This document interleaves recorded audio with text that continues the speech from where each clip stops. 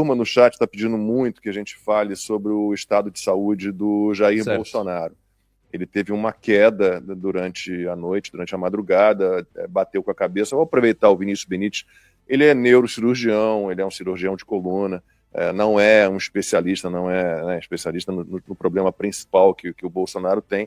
Mas o que você pode dizer, não sabendo que não é seu paciente, que você não conhece o caso específico, que não é a sua especialidade, dessa situação? Você ter um ex-presidente da República preso numa cela de 12 metros quadrados, com uma máquina de um ar-condicionado ao lado, que inclusive o Alexandre de Moraes mandou investigar o barulho, passou por 3 procedimentos, né, cirúrgicos agora, né, depois na véspera de Natal, dia de Natal, voltou para a prisão, né, para a Superintendência da Polícia Federal e teve essa queda, tem tido vários problemas em decorrência da facada. O que você pode dizer como médico, repito, não sendo seu paciente, o que você poderia dizer para a turma toda que está aqui pedindo que a gente comente o estado de saúde e a situação do Bolsonaro? Em primeiro lugar, Luiz, é muito triste ver, né, a condição em que colocaram o Bolsonaro. É um sujeito de mais de 70 anos de idade, que passou nos últimos anos por diversos traumas cirúrgicos. A cirurgia, ela consome demais do indivíduo, então o paciente que está em um processo cirúrgico, ele é consumido, ele perde massa muscular, ele perde massa de gordura, e ele vai sendo debilitado ao longo do tempo. Uma série de nutrientes ele vai perdendo. Agora, imagina passar por vários desses processos de cirurgias grandes e ainda ter dentro do processo de recuperação problemas ali gastrointestinais que são absolutamente graves. Associado a tudo isso, ele é imposto a ele, eu não consigo nem fazer comparação com alguém que tenha um impacto no ponto de vista psicológico tão grande como ele. Esse cara é perseguido desde que ele se colocou na política de uma maneira nacional, diariamente. Então ele está sendo torturado durante todo esse tempo do ponto de vista psicológico e ainda tem essa questão física, numa pessoa de 70 anos. Esse indivíduo, com todas essas condições mentais e todas essas condições clínicas, ele foi colocado numa prisão, como você bem disse, numa prisão pequena, onde ele não tem nenhuma possibilidade de fazer o que ele deveria fazer, que seria se movimentar, fazer caminhadas, tomar sol, né, fazer alguma atividade com pesos. Ele não tem nada disso, ele não tem essa possibilidade.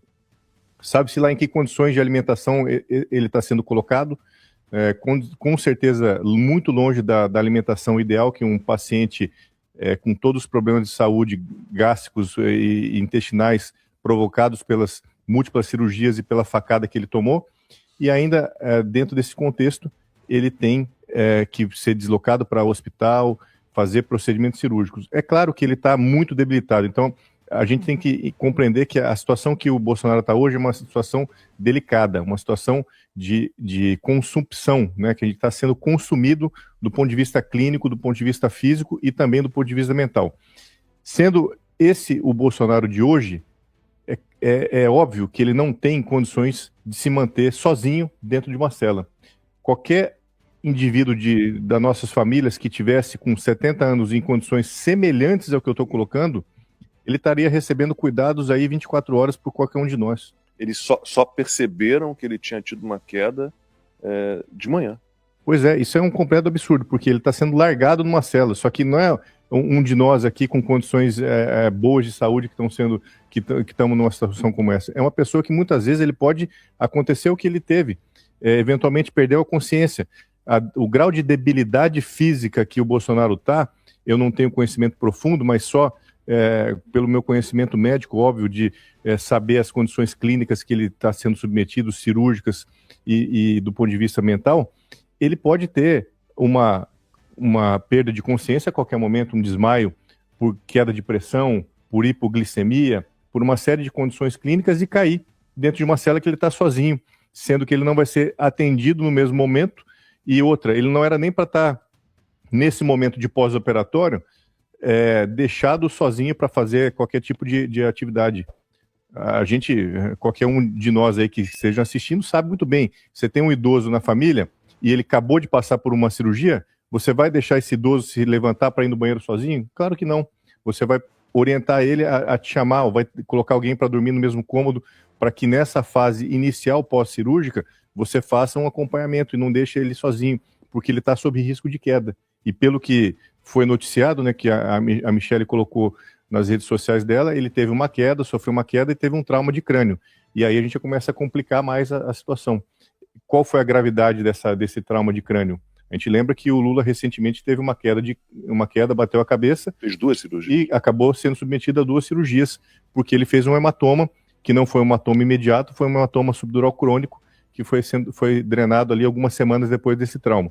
Então, os idosos estão suscetíveis a situações como essa, de terem um trauma não só imediato e fazer alguma coisa de gravidade, um hematoma de uma gravidade maior inicialmente, mas também de que algum tempo depois, 2 a 3, 4 semanas depois, ele possa fazer uma nova lesão que a gente chama de hematoma subdural crônico. E aí sim ter que se passar por um procedimento como esse. Então veja, a gente está relatando um Bolsonaro muito debilitado, está sendo pressionado do ponto de vista psicológico a todo momento e que está sendo largado dentro de uma prisão com ausência de cuidados básicos para uma condição como essa. Se isso não é alguma coisa contra os direitos mais básicos de uma pessoa, a gente não vai falar o quê? Né? Então ele está sendo colocado nessa situação e isso é realmente muito triste. Eu visitei o Jair na prisão. Como presidente da Comissão de Segurança Pública, a gente fez um ofício para Alexandre de Moraes para verificar as condições, né, específicas da cela. E eu tive a oportunidade de ficar meia hora conversando com ele e de fazer a inspeção completa do quarto e do espaço que ele fazia o banho de sol. Né? O quarto, ele tem 3 por 4 metros, uma cama de solteiro, o frigobar e o banheiro. Não existe uma comunicação externa, né, daquele quarto. Não tem visibilidade do plantão ali da Polícia Penal, nem nada. É uma porta, fecha a porta e acabou. E ele fica 22 horas por dia trancado dentro daquele quarto.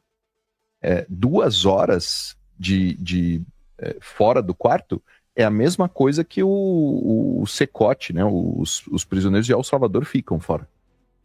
Ele se alimenta dentro do quarto, não? Sim, dentro do quarto. Caramba. É uma limitação espacial muito grande e a falta de visibilidade, né? Se fosse uma pessoa da nossa família, teria alguém dormindo. Quando eu saí da UTI, o meu irmão ficava dormindo no chão do meu lado, porque qualquer coisa que eu precisasse, eu ia precisar de ajuda. Então o Jair sai de uma cirurgia, volta para a Polícia Federal, para aquele quartinho de 3 por 4 metros, e ele não tem acompanhamento.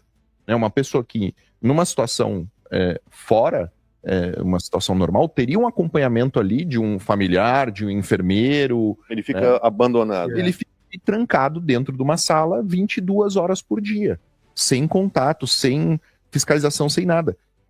A gente já tem a informação da apneia que ele sofre, então ele com 70 anos de idade, uma série de comorbidades, na apneia ele faz parada cardíaca. E, aliás, foi uma das justificativas para permitir a prisão domiciliar do Fernando Collor, se não me engano. Exatamente.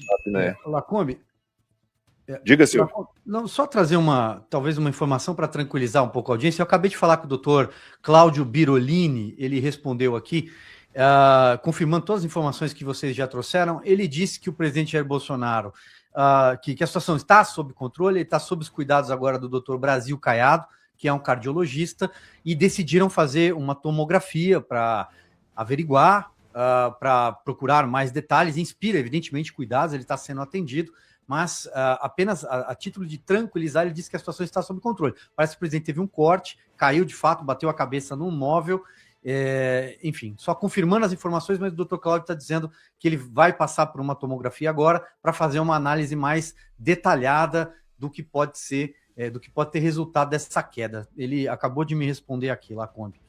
Silvio, e sem sensacionalismo, né, como o neurocirurgião, eu vou repetir aqui, um trauma craniano que leva a um corte na cabeça, ele pode sim, na condição de sendo um idoso, fazer tardiamente um hematoma, que foi exatamente o que aconteceu com o Lula. Um pouco de tempo atrás. É o sangramento dentro do crânio. O sangramento dentro do crânio, que ocorre tardiamente, que a gente chama de crônico. Ele vai acontecer ali em torno de 2 a 4 semanas depois do trauma inicial.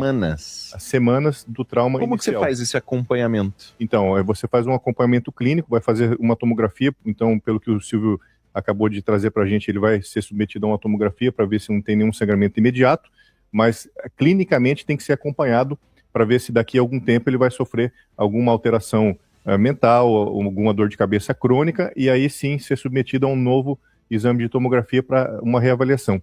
E veja, em qualquer pós-operatório, eu como cirurgião posso falar isso de uma maneira muito segura, a gente quer que o nosso paciente ele seja submetido a caminhadas diárias. Sim, deambulação. A deambulação, a caminhada ela é fundamental para parte circulatória, para não inchar as pernas, para o funcionamento do intestino, para o funcionamento da parte mental, para ele se sentir mais apto a fazer as coisas do dia a dia. Então, na medida que você priva um paciente de, num pós-operatório, a ser submetido a essa caminhada, você tá sendo, de uma maneira médica, completamente negligente com essa pessoa. Ele pode ter problemas de coagulação. Exato. Pode fazer um trombo. Exato. Né? Eu fiquei 11 dias na UTI sem conseguir me mexer. Cara, o corpo ele começa a derreter. Você perde todo tipo de musculatura, todo tipo de tensão. O andar, ele revigora o indivíduo de uma forma, mesmo que seja com auxílio de pessoas, o andar é fundamental. Não andou... Sim. E numa cela de 12 metros quadrados, ele não tem nenhuma capacidade de fazer 3x4 com uma cama, não existe espaço para andar dentro da cela dele. E além de andar, precisa da atividade muscular. E num paciente de mais de 70 anos de idade, pós-operatório, que já passou por múltiplas cirurgias, mais ainda ele precisa, porque ele está no estado, como eu falei, de consumpção, ele está sendo consumido, ele está perdendo massa muscular, ele não está ganhando massa muscular.